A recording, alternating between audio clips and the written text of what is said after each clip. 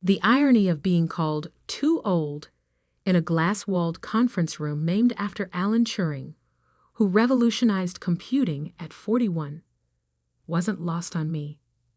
I sat across from Marcus Chen, the 28-year-old CEO of Nexus Digital, watching him deliver the speech he'd probably practiced in front of his Tesla's rearview mirror.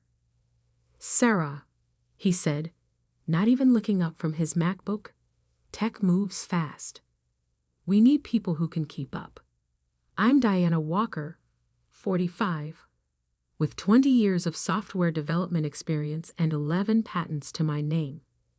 But to Marcus and his fresh-from-Stanford executive team, I was just another Gen X relic taking up valuable standing desk space. "Your severance package is generous," Jennifer Ross, the 30-year-old HR director, added with practiced sympathy. "4 months' pay, plus we won't contest your unemployment claim." I kept my face neutral, thinking about the email I'd received last night from Kingston Venture Partners. The one confirming they'd approved my private buyout proposal. The one sitting in my personal inbox while Marcus explained how I was falling behind in an industry I'd helped build. "The truth is," Marcus continued, adjusting his Patagonia vest, "we're moving toward younger, more aggressive talent. People who live and breathe the startup culture. Unlike me, who merely wrote the code that powered their entire cloud infrastructure. The same code they tried to get me to transfer to their GitHub repository last week. The code I'd carefully licensed under my own LLC 5 years ago. We'll need you to sign these standard NDAs." Jennifer slid a stack of papers across the table.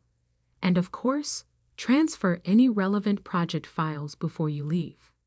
"Of course," I said quietly, thinking about the other email in my inbox.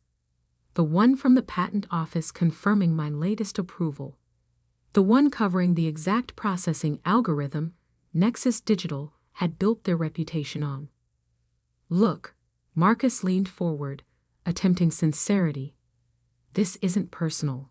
It's just business. The market moves fast. And, well," he gestured vaguely at me, "experience isn't as valuable as innovation these days."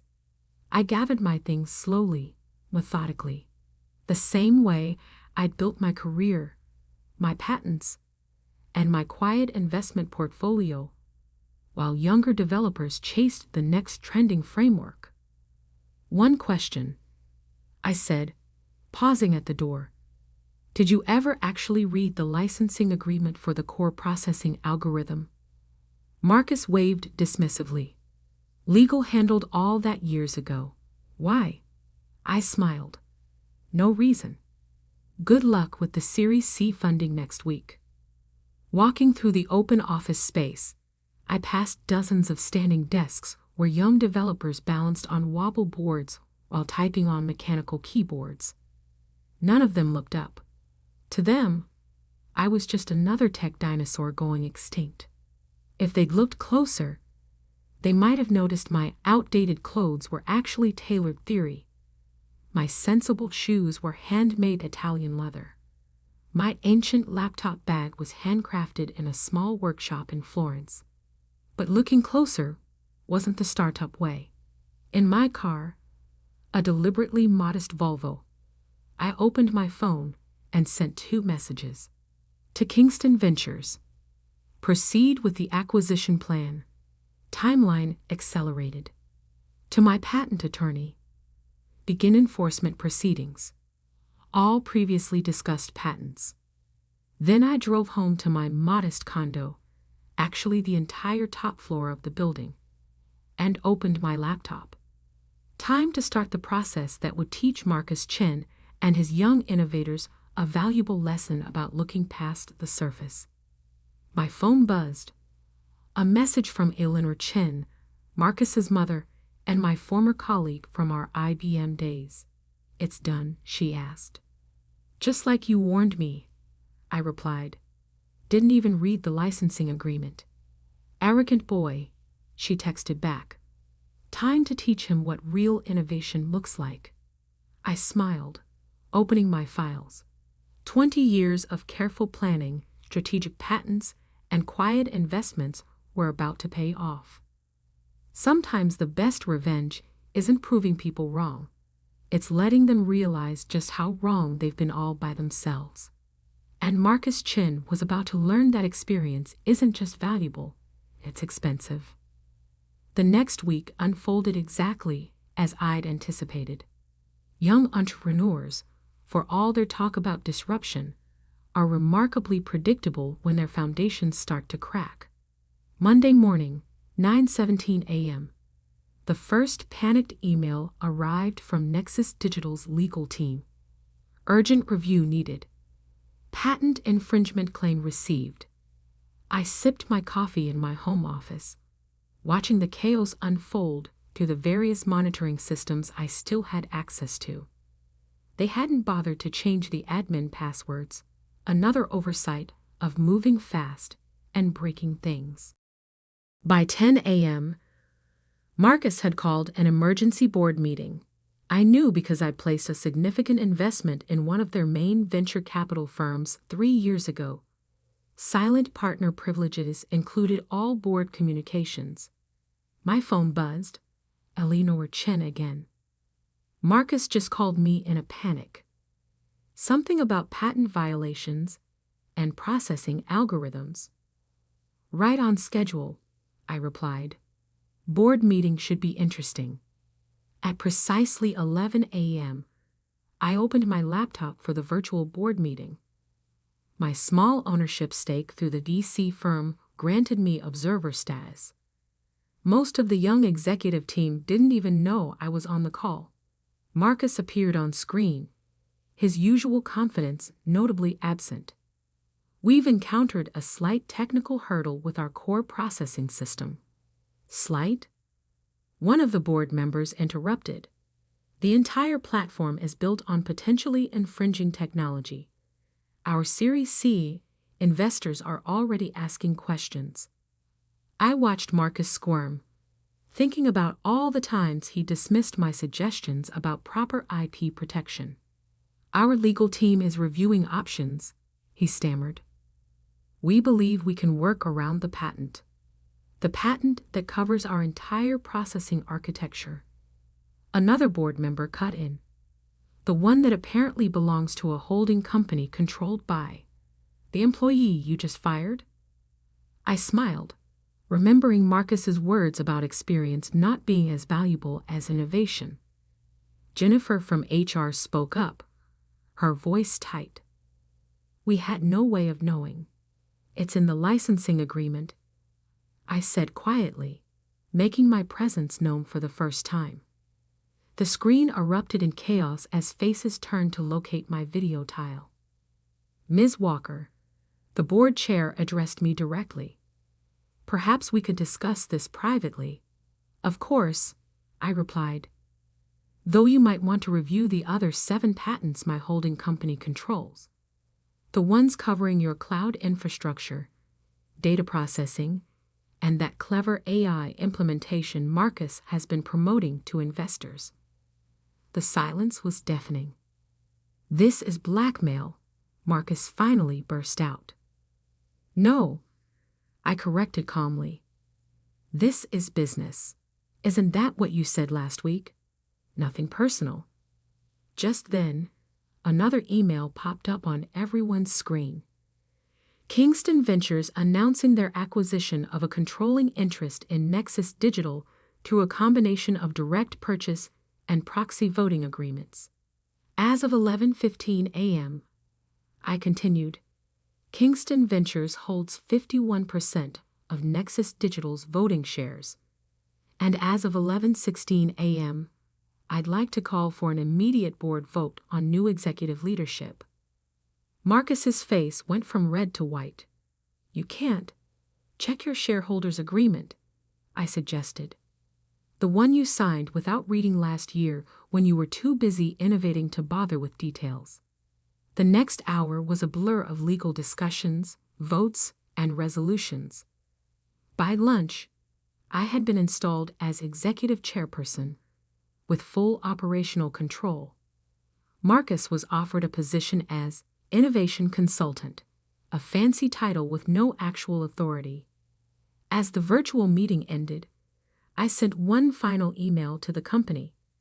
All employees please join an all-hands meeting at 2 p.m.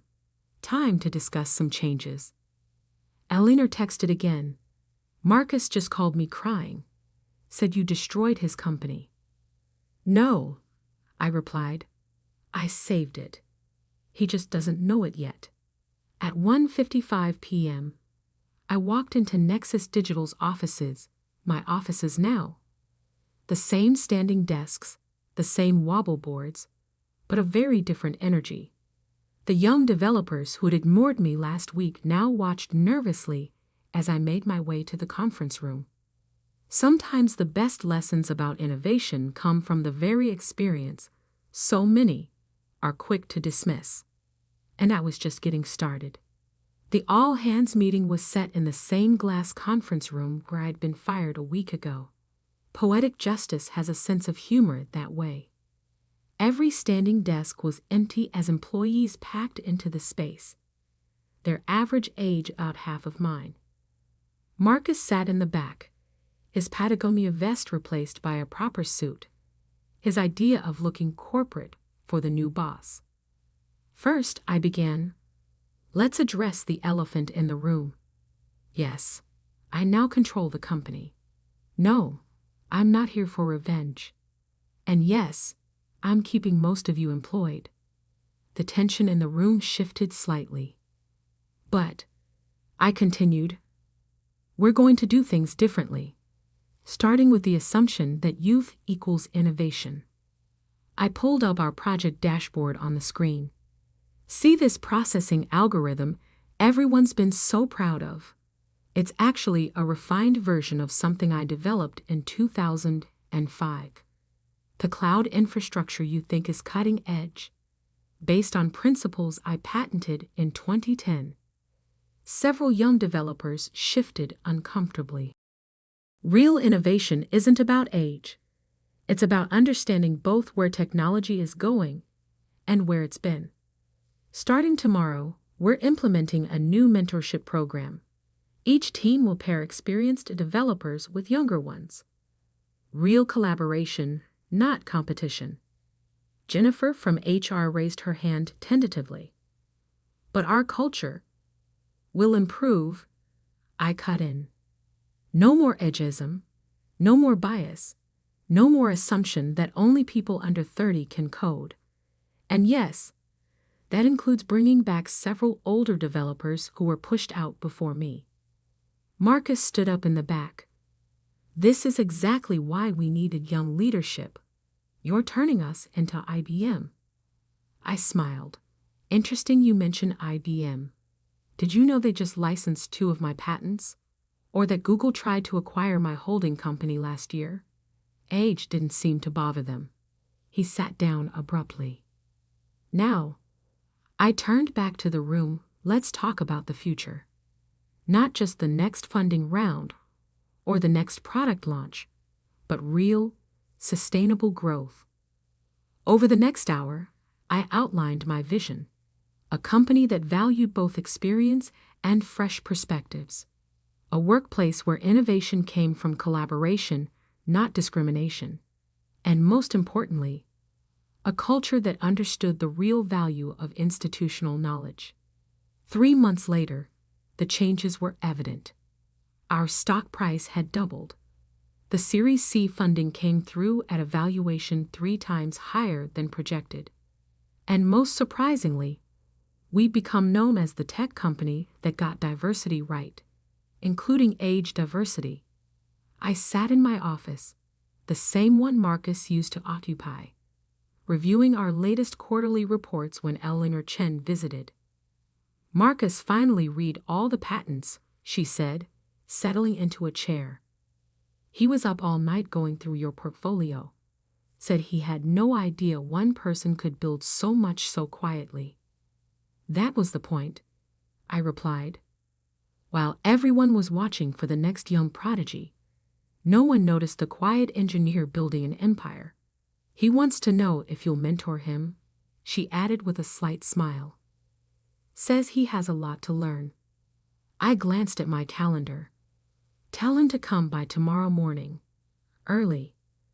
We're launching a new AI initiative, and he should understand how it builds on work I did a decade ago. Eleanor nodded approvingly. Teaching the next generation? Teaching them to value all generations, I corrected. That evening, as I walked through the office, I passed dozens of workstations where young developers now sat beside experienced engineers. The wobble boards were mostly gone, replaced by ergonomic chairs. Turns out proper back support beats trendy discomfort.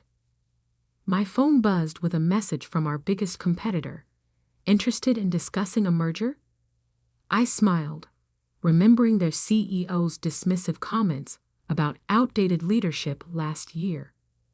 Sorry, I typed back.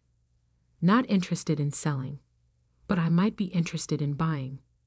Because sometimes success isn't just about proving people wrong about you. It's about changing how they think about everyone who comes after you. 1 year later, Nexus Digital had become the model for tech company culture. Our mentor program was being copied across Silicon Valley.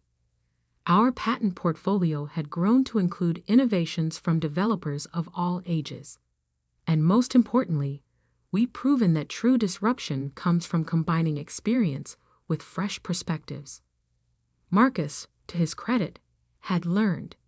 He now led our innovation team, but with a new appreciation for the value of experience. His latest project, an AI system that combined classical programming principles I'd developed years ago with cutting-edge machine learning. As for me, I kept my outdated clothes, my sensible shoes, and my quiet way of building things that last. Because real innovation isn't about age. It's about understanding that progress doesn't mean discarding the past, but building on it. And sometimes the best way to disrupt an industry isn't with new technology, but with old wisdom. Respect everyone. Learn from experience. And never underestimate someone just because they remember a time before smartphones. The final vindication came at the annual Tech Innovation Awards. Nexus Digital won Company of the Year, and I was asked to give the keynote speech. Standing at the podium, looking out at a sea of faces, young and old, experienced and fresh, I delivered just one line. Innovation doesn't have an expiration date. Because sometimes the most powerful disruption isn't in technology. It's in changing how people think about who can create it. And at 46, I was just getting started.